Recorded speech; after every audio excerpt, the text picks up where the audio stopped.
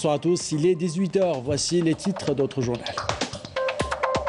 Nous célébrons demain la journée nationale du savoir. Nous revenons dans ce journal sur le parcours exceptionnel du savant algérien Abdelhamid Ibn Badis, le fondateur de l'association des ulama musulmans algériens.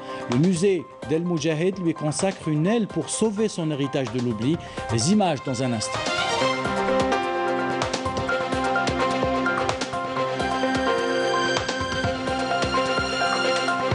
Dans le volet économique de ce journal, nous irons dans la zone industrielle de Blida qui connaît une dynamique certaine. Les usines qui étaient à l'arrêt tournent désormais à plein régime. Ain Oussara, c'est une unité de stockage et de distribution de carburant qui a repris le service et qui commence à recruter.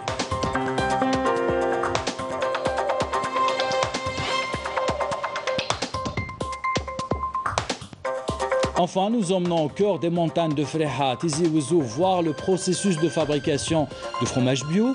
Nous verrons les secrets pour réussir le raclette et le gruyère. Un reportage à la fin de ce journal. Voilà pour les titres, bienvenue à tous. Nous entamons ce journal avec ce rappel du parcours du savant algérien Abdelhamid Ibn Badis. En 1931, il a fondé l'association des ulama musulmans algériens. Il nous a quittés le 16 avril 1940. Le 16 avril, justement, est célébré chaque année comme étant la journée nationale du savoir en Algérie. Ses écrits, sa philosophie sont toujours vivants et continuent d'inspirer l'ancienne et la nouvelle génération. Retour sur son parcours avec Malika Bellel. Un des fondateurs et figure emblématique du mouvement réformiste musulman en Algérie. Abdelhamid Ben Badis fonda en 1931 l'association des oulémas musulmans algériens dont les principes de base étaient la patrie, l'arabité et l'islam. Ce n'est pas seulement la journée du savoir que les Algériens célèbrent le 16 avril. C'est aussi le parcours, les réalisations, les sacrifices et le grand projet porté par l'imam de la Renaissance, Ibn Badis. Tout cela avait un seul but, lutter contre le colonialisme.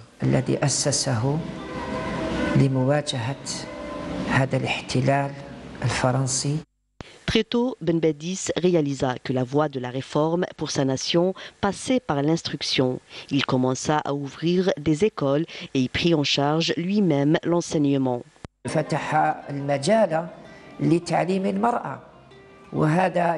Abdelhamid Ben Badis a ouvert la voie à la scolarisation des femmes. C'était un pas énorme et très courageux pour l'époque.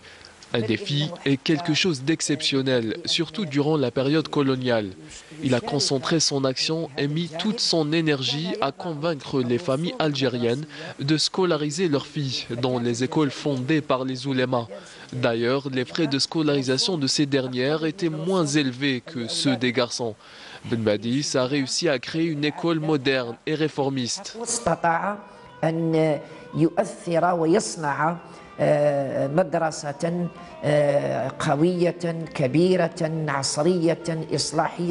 grand érudit Abdelhamid Ben Badis a été celui qui a semé d'abord les premières graines du savoir et par la suite celles de la révolution. Son rôle dans la prise de conscience par le peuple algérien de son identité et de son potentiel a été décisif dans le long chemin menant à l'indépendance de l'Algérie. Et justement, pour que ses engagements soient connus du grand public, pour que sa mémoire soit préservée de l'oubli, le musée d'El Moujahid à Alger a décidé de lui consacrer toute une aile. Ses effets personnels, ses manuscrits sont exposés. On revient sur cette inauguration avec Abdelmajid Makassi. C'est à l'initiative du frère de l'imam que les effets personnels du cheikh ont été offerts au musée du Moujahid. Une kshabia, une canne, une chaise, une radio de type TSF et une couverture en plus de documents à l'image d'un diplôme des 7 lectures du Saint-Coran et un cahier des élèves. Dorénavant, toute une aile du musée est consacrée au cheikh, une façon de garder intact un pan de sa mémoire, de préserver la mémoire nationale et de rendre hommage au parcours glorieux du leader des oulémas algériens. J'avais tout réuni. J'ai tellement attendu ce jour et finalement quoi de mieux que le musée du Moujahid pour garder ses souvenirs du cheikh. Je suis très heureuse de cette initiative qui vient de mon père. L'idée de remettre les effets personnels de l'imam Ben Badis au musée du Moudjahid a une portée symbolique pour lui. Gardé précieusement depuis près de 70 ans, voir ces reliques finalement atterrir au musée du Moudjahid est un grand événement et une occasion pour replonger dans la vie et les enseignements et la pensée du cheikh. Les nouvelles générations doivent s'imprégner des valeurs de nos valeureux chouhada et cheikh pour servir le progrès et la prospérité du pays.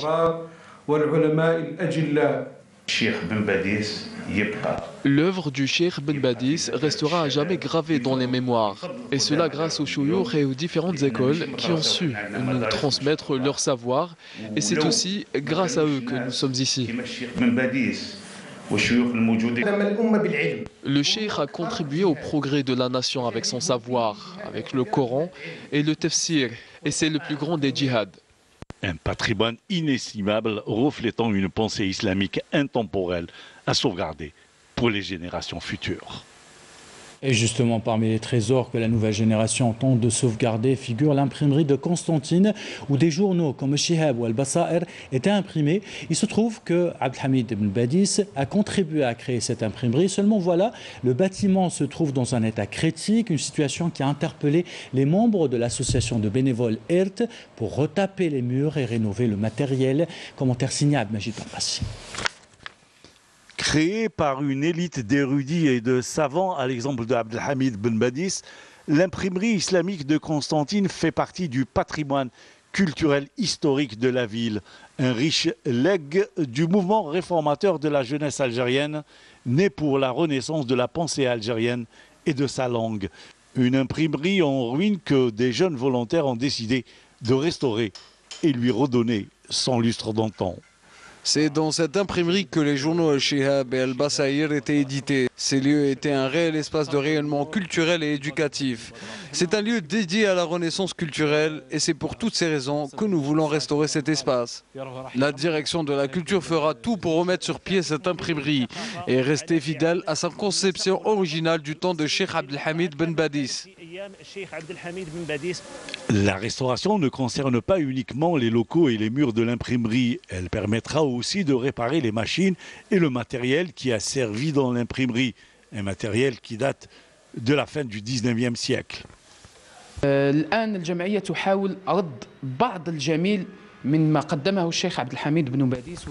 Aujourd'hui, ce sont des jeunes bénévoles qui font de leur mieux pour rendre hommage au Cheikh Ben Badis. À travers la restauration du matériel d'imprimerie, nous allons ensuite meubler tous les espaces et créer un petit musée.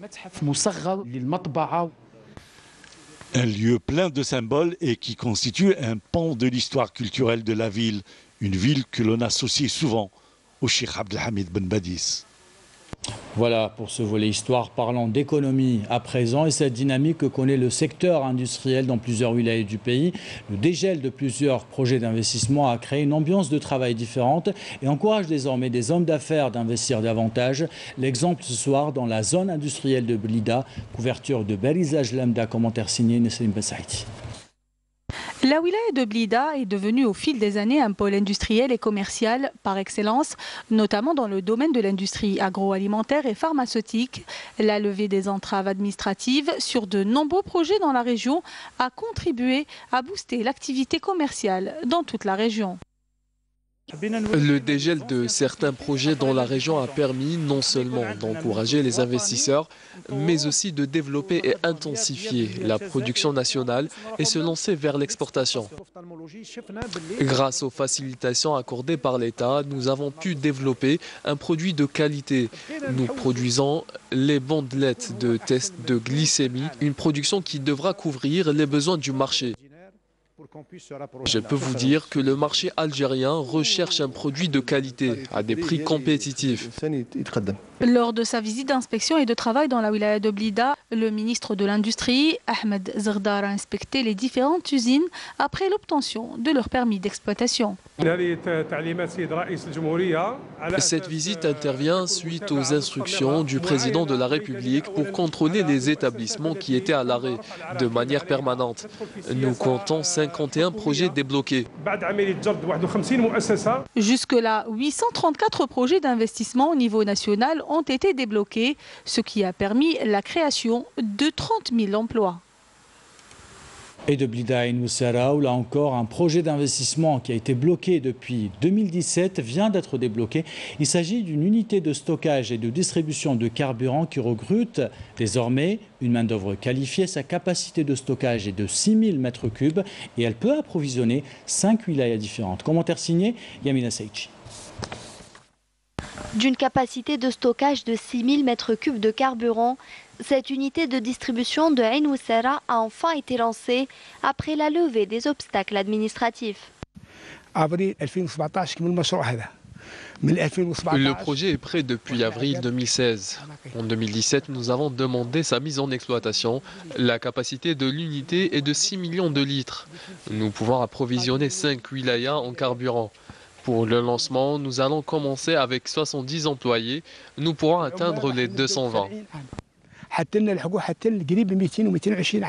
En plus d'assurer l'approvisionnement en carburant des wilayas voisines, la mise en service de cette unité permettra la création de nouveaux postes d'emploi pour les jeunes de la région.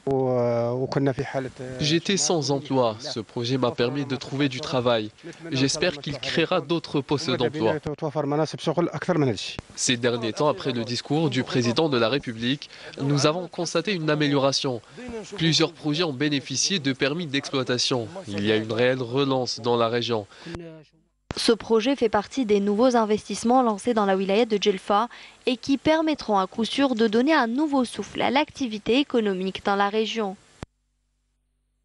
Dans l'actualité internationale, l'Algérie a dévoilé au monde devant le Conseil de sécurité de l'ONU les graves violations perpétrées par l'armée d'occupation marocaine contre les défenseurs sahraouis des droits de l'homme comme Sultana Khaya et Aminatou Haïdar. La délégation algérienne s'est exprimée lors d'un débat public tenu mercredi dernier par le Conseil de sécurité sous le thème Femmes, paix et sécurité à l'initiative de la présidence britannique sur la violence sexuelle liée au conflit. Dans les territoires occupés, 153 Palestiniens ont été blessés aujourd'hui par la police de l'entité sioniste à la mosquée Al-Aqsa dans le Quds occupé. Environ 400 autres personnes ont été arrêtées. Et en Afrique du Sud, le dernier bilan des inondations fait état de 341 morts et 41 personnes qui ont été affectées directement par ces inondations. La plupart des victimes ont été enregistrées dans la région de Durban. Dans un communiqué, le ministère des Affaires étrangères et de la communauté nationale à l'étranger exprime la solidarité de l'Algérie avec la République d'Afrique du Sud. Et on termine ce journal avec cette reconnexion avec la nature et le goût des produits du terroir. À Freha, dans la wilaya de Tizi Ouzou, l'ami Aboud Bouda et son équipe ont rendu visite à Mouloud, un jeune artisan qui fabrique toutes sortes de fromages bio. Vous allez le voir, le secret de la qualité de son fromage réside dans un lait de qualité obtenu grâce à des chèvres qui pâturent en pleine montagne. Reportage. Chaque matin à 7 h, 365 jours par an, c'est le même rituel pour Mouloud Ouaras, éleveur caprin et fromager qui met en avant la pratique du pâturage et cela influe sur la qualité du lait. Pour avoir un bon fromage, toujours, il faut un bon lait. Donc c'est pour ça qu'on est là dans les altitudes de la Kabylie. Ici, on a un élevage de 120 chèvres laitières. Donc une production laitière de entre 200 et 300 litres de lait de chèvre par jour. Elle est acheminée directement vers la fromagerie pour la transformation. Ici, on accueille même la production laitière d'éleveurs bovins. Il y a beaucoup de bactéries dans le lait. On procède souvent à des analyses pour vérifier l'acidité, la densité et s'il n'a pas beaucoup d'eau et on vérifie sa matière grasse, on le refroidit dans ses cuves et on pasteurise. Riche d'une formation à l'étranger depuis 4 ans, Mouloud et son équipe maîtrisent tout le procédé de fabrication d'une dizaine de fromages. Les étapes après l'analyse de lait, donc le stockage, on fait la pasteurisation et le caillage de lait. Donc, et après le caillage, c'est le moulage de cailler. Donc, et après le moulage, c'est l'affinage. Donc, il est dans les alloirs d'affinage où le fromage, chaque type de fromage, il reste affiné, tout dépend le type de fromage. Comment dirais-je, le gruyère, il reste jusqu'à 6 mois. Par contre, les autres, à partir de 45 jours, 2 mois, 3 mois d'affinage. Avec une production de 500 kg jour, répartie sur une dizaine de sortes. Le lait qu'on ramasse chez les éleveurs, lait de vache et de chèvre. Donc on fait la fabrication des fromages de type pâte pressée. Donc on a le gouda, les edam, on a le chèvre, la tome de chèvre. On fabrique aussi la raclette, aussi le mélange entre le lait de vache et le chèvre, le machingo. Un jeune investisseur qui contrôle toute la production de cet homme, du lait à la vente, avec en prime le goût authentique de nos montagnes. Et cette variété donne vraiment envie à cette heure de la journée. C'est ainsi l'actualité, c'est la fin de ce journal. L'équipe de rédaction qui l'a préparé et l'équipe technique qui l'a réalisé. Bon, merci de l'avoir suivi. Merci pour votre fidélité. Ça